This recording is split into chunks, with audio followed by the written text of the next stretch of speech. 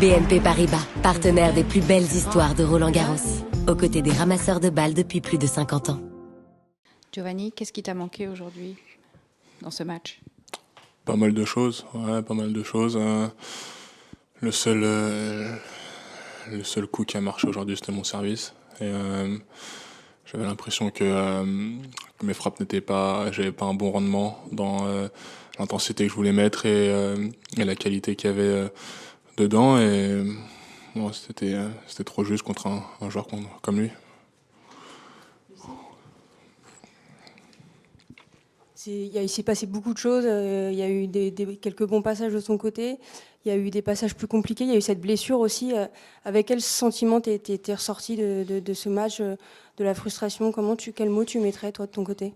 C'est sûr qu'il y a beaucoup de frustration. Voilà, j'avais fait un bon premier tour. C'était assez encourageant. Et le fait d'avoir un niveau aussi bas, notamment au niveau du retour contre un serveur un moins bon serveur que Zizou, et être aussi inefficace au retour, c'est pas normal. Voilà, après lui il a fait son match, il a très bien joué, il m'a fait pas mal d'amortis, il m'a déplacé, bravo à lui. Voilà, après moi j'ai les secteurs où j'étais pas bon du tout, notamment en revers, j'avais du mal à avoir une qualité de balle suffisamment longue et lourde pour pouvoir me décaler en coup droit. Bon, c'est comme ça.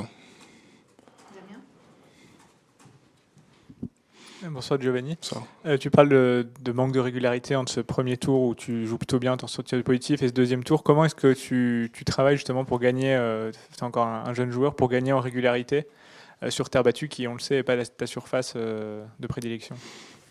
Ça, c'est simple, hein, c'est avoir un exemple et essayer de le reproduire le plus possible. Voilà, après c'est pas vraiment le coup en soi, c'est plus il y a le jeu de jambes, il y a plein de choses pour pouvoir faire un bon coup. C'est sûr que si on s'arrête vraiment au cobra, tout le monde s'est tapé un revers et un coup droit. Maintenant, quand il y a du déplacement, du mouvement, et il suffit que je sois un peu moins rapide aujourd'hui ou que ouais, j'étais au moins précis dans mes ajustements, c'est sûr que j'ai pas le même rendement. Tu as quand même l'impression d'avoir progressé sur terre battue. Non, parce qu'il faut le micro pour les transcripts derrière. Tu as quand même l'impression d'avoir progressé dans cette saison sur terre battue par rapport à début avril quand tu commences à Monte-Carlo? Oui, c'est sûr que j'ai le sentiment d'avoir progressé. Après c'était quand même pas très très bon au début, faut le dire. Et le fait voilà d'avoir fait de bons matchs à Bordeaux, un bon match ici, c'est assez encourageant pour la suite, et je sais que je suis capable d'aussi faire de bonnes choses sur terre battue. Après c'est sûr que si on regarde le match d'aujourd'hui, il y a 90% du temps pour être gentil, où c'est quand même pas très bon. Bonjour Giovanni, qu'est-ce qui se passe dans ta tête quand il tombe au début du quatrième? Au début du quatrième set, il tombe, voilà, il se tient le genou, il peut pas le poser par terre. Est-ce que toi tu penses que c'est fini pour lui, et est-ce que tu as eu du mal à te remettre dedans après? Merci. Non, pas vraiment. C'était un fait de jeu. Je n'ai pas vraiment vu comment il est tombé. Ouais, les seuls mots qu'il a dit, c'est je peux plus marcher.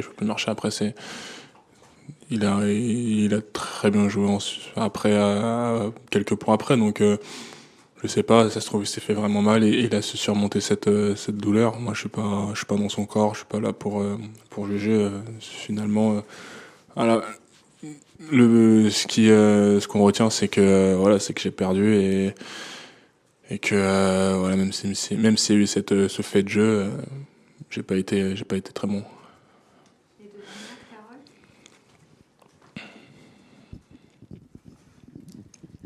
Giovanni, tu avais eu des mots assez forts à Madrid en disant si on continue comme ça, on va dans le mur, il faut que les choses changent. Est-ce que tu as l'impression que tu t'es éloigné du mur, que les choses ont changé, ou comment, par rapport à cette période-là, voilà où tu en es? Ouais, c'est sûr que je me suis un peu éloigné, mais pas trop. Non, c'est sûr qu'à Madrid, il manquait énormément de choses, à Monte-Carlo aussi. Et c'était pas uniquement dans le jeu, c'était aussi sur mon état d'esprit, sur la façon de comment j'étais sur le court. J'ai rectifié le tir, je devais le rectifier. Et c'est sûr que là, si on regarde les 3 derniers tournois, il doit y avoir 7 matchs, et sur les 7 matchs, il y a un bon niveau de jeu, il y a de bonnes choses, il y a une bonne attitude, il y a un bon état d'esprit. Là, maintenant, c'est regarder ce qui a marché et pourquoi j'ai réussi à gagner ce genre de match, même accroché, et essayer de le reproduire sur chaque tournoi, chaque semaine, et ensuite on fera les comptes à la fin pour voir si c'est ce qui manquait pour atteindre le plus haut niveau.